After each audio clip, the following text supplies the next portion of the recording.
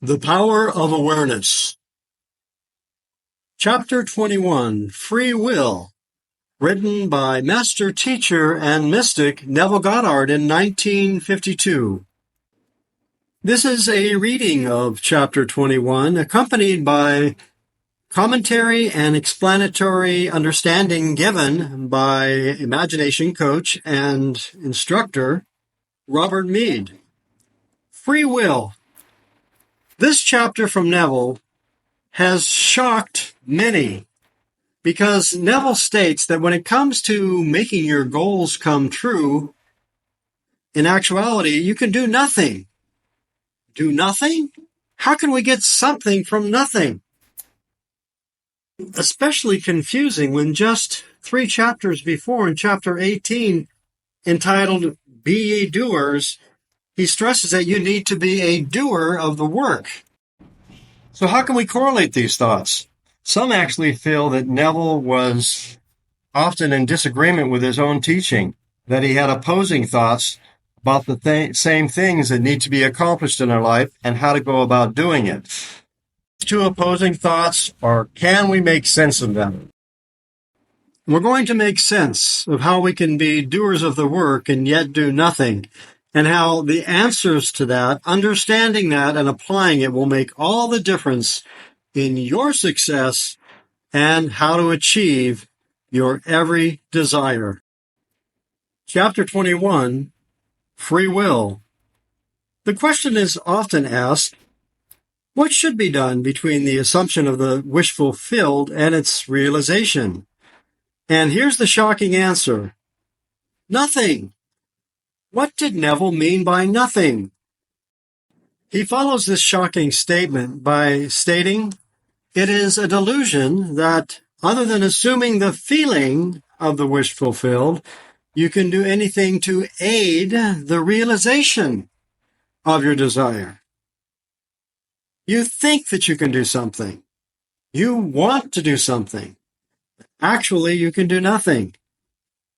The illusion of free will to do is but ignorance of the law of assumption, upon which all action is based. Everything happens automatically. All that befalls you, all that is done by you, happens. So understand, first of all, we're speaking about manifesting. We're talking about using the law of assumption, the power of our imagination, to imagine the desire that we wish for as already ours. The powers that bring it about are not because of the sweat of our brow, wanting to do something about it and make it happen. Yes, it does not mean that we do nothing in the sense of there is no action involved. As Neville said earlier, we have to become doers of the work. Doers of what work? Doers of practicing that meditation and imagining and immersing ourselves in feeling that our desire is already ours. The way that it unfolds and occurs in our life is sometimes unexpected. Things happen sometimes that were not predicted. For example, in 2020, when I had decided to retire and start my beach life, my funds were not there. I was really not in a position to move. It was COVID, in the middle of COVID. And yet I had already imagined myself living on the beach with my feet and my toes in the warm sand, the sun on my shoulders, the palm trees, the whole scene I had visualized being and living in the end, living from that in my imagination. And yet, from a practical sense, it didn't seem possible. And yet, it did happen. As Neville states here, and I love this, he says, everything happens. All that is done by you happens. And so, I had an unexpected accident where I had a $24,000 windfall from an insurance settlement from a car accident. Those funds enabled me to have the supply of money that allowed me to move and fully grow my coaching career, which now, along with my modest pension, pays for my life. And so everything happened that needed to happen because I was applying the law of assumption and the power of my imagination. Yes, everything happens automatically, sometimes in surprising ways, other times in natural, logical ways. And yet, all that befalls us, all that is done by us, simply happens. Giving us more clarity, Neville continues, your assumptions, conscious or unconscious, direct all thought and action to their fulfillment. And so it is the unseen, the invisible, that becomes visible because of the use of our imagination and the practice of the law of assumption. This is now highlighted, and we're giving the answer to what free will do we have then? Neville continues. To understand the law of assumption, to be convinced of its truth, means getting rid of all illusions about free will to act. Free will actually means freedom to select any idea you desire. So your freedom of free will is you are the one who gets to choose who you want to be, what you want to see happen in your life.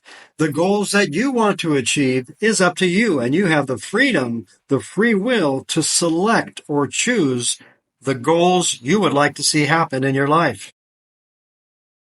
Neville continues, by assuming the idea already to be a fact, it is converted into reality. Beyond that, free will ends, and everything happens in harmony with the concept assumed. Remember my own example. I couldn't predict, and I certainly wasn't wanting to be involved with a car accident that ended up supplying me with the initial funds and savings to be comfortable making an international move.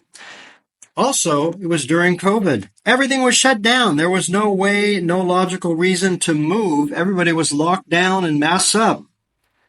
And yet, I was able to make that move, and I was able to, through research, yes, I did the research online, I looked at YouTube, I imagined where could I possibly move and live by the beach and have that beach life.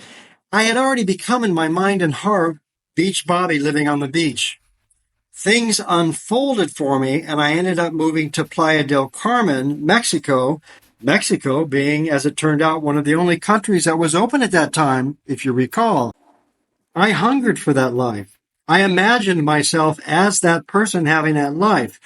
And through an unexpected series of events, after a short getaway trip to Mexico in Playa del Carmen, I was invited by the master diver there to do an internship to become a master scuba diver. I said yes to that and made my move to Mexico in the Riviera Maya. It was absolutely an amazing experience living there for 9 months. That followed with things opening up further, and I moved to my ultimate destination, which was Southeast Asia. And then I lived in Bali, Indonesia for 2 years. Absolutely amazing, and you can see that on my channel. Also, after visiting my family in the United States, I decided to move to the Philippines. And now I'm living a mere 200 meters from one of the prettiest beaches in all of the Philippines on the island of Mindoro. So yes, everything that befell me, everything that was done by me simply happened. If you're rather new to Neville's works, what he says next actually may also shock you, but fully buying into it and believing it makes all the difference. That God is actually within us, as us, acting from the invisible and manifesting our reality that we assume. Notice, I can of my own self do nothing, because I seek not mine own will, but the will of the Father which hath sent me. The following helps us appreciate that we are working with a power, a universal power or God that is within us. And it always works in the I am, or the present, never as I will be. Neville explains, in this quotation, the Father obviously refers to God. In an earlier chapter, God is defined as I am. Since creation is finished, the Father is never in a position of saying, I will be. In other words, everything exists, and the infinite I am consciousness can speak only in the present tense. Understand that this means that we need to operate as God operates. He always operates in the now, and all things are possible with God. And so we must operate from the now, or what is already. That is why it's important when you're imagining your goal, you must imagine it as already yours, that it has already happened and you are entering it and imagining it true now. This is why we must always speak in terms of I am and feel I am healthy. Not I'm going to be healthy. I am wealthy. Not I will be wealthy. Not I am going to travel and live in the tropics. No, you imagine yourself as already living there in the present as I am that. Neville now continues to help us understand that we must think from that God state of mind of I am, that we have it already in the present, and it is being expressed from within, without, with our God, as we could say, our Father actually within us, working out the details and bringing about our manifestations. Notice, not my will, but thine be done. I will be is a confession that I am not. The Father's will is always I am. Until you realize that you are the Father, there is only one I am, and your infinite self is that I am. Your will is always I will be. In the law of assumption, your consciousness of being is the Father's will. The mere wish without this consciousness is the my will. This great quotation, so little understood, is a perfect statement of the law of assumption. Yes, again, that quote is, not my will, but thine be done. What is the Father's will? The Father's will is that we be conscious of being what we wish to be and have and do as already. You must be it in order to become it. You must be it in imagination and assume it to be true first. And that is why that quote is such a perfect statement of what the law of assumption truly means. Adding an exclamation point to this, Neville adds, it is impossible to do anything. You must be in order to do. This state of being, who we are, who we believe we are when we say I am, has everything to do with the perception of who we are, our self-concept, which is defined as all that we accept and believe is true and consent to.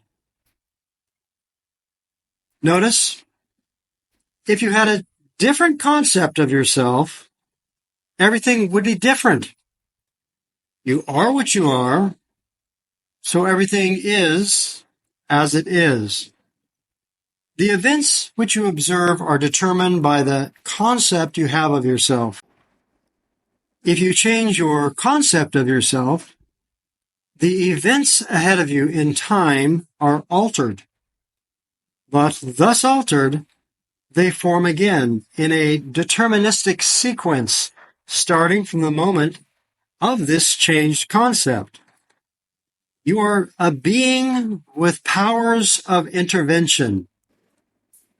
If we intervene or interfere, so to speak, with what our life is now by changing what we believe about ourselves and believing it as true now. Again, examples being, I have that amazing career and that tremendous income. I am living on an island, on a beach. I am living the life of my dreams. I have my dream partner. I am enjoying my new house.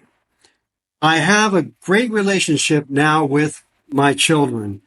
Whatever that concept and belief that you have, once it becomes sounded down into your subconscious and imagined as true, it actually affects the events ahead of us.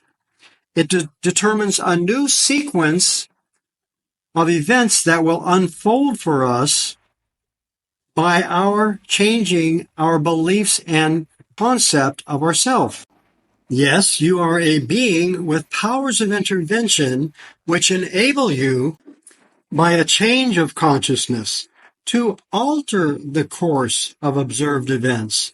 In fact, to change your future. And so this is what we must do. Deny the evidence of the senses and assume the feeling of the wish fulfilled.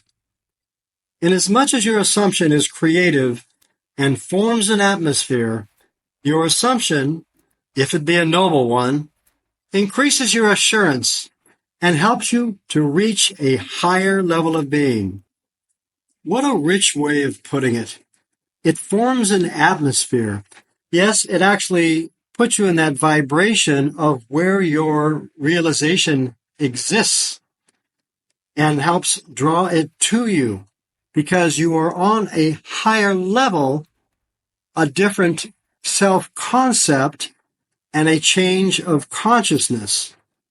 However, if, on the other hand, your assumption be an unlovely one, it hinders you and makes your downward way swifter. Just as the lovely assumption creates a harmonious atmosphere, so the hard and bitter feelings create a hard and bitter atmosphere.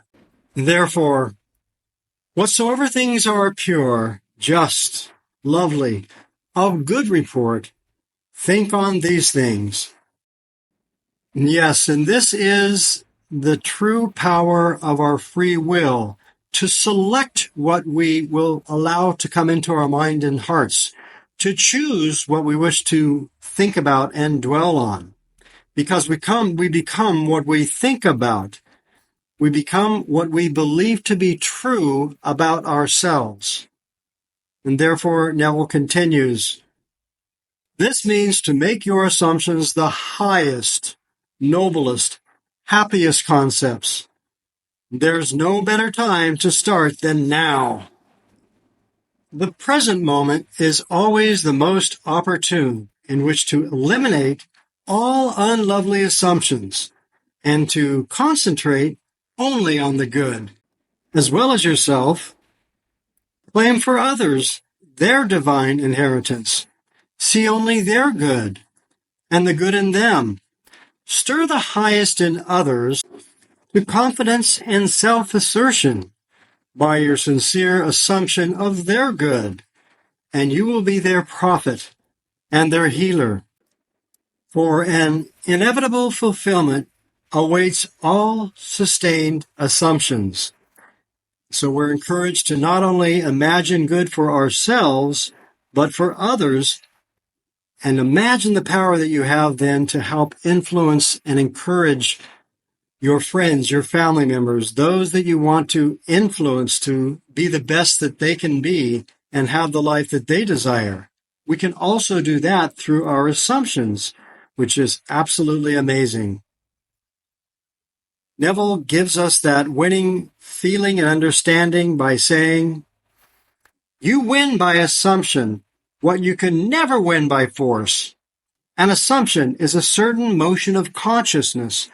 This motion, like all motion, exercises an influence on the surrounding substance, causing it to take the shape of echo and reflect the assumption. A change of fortune is a new direction and outlook, merely a change in arrangement of the same mind substance, consciousness.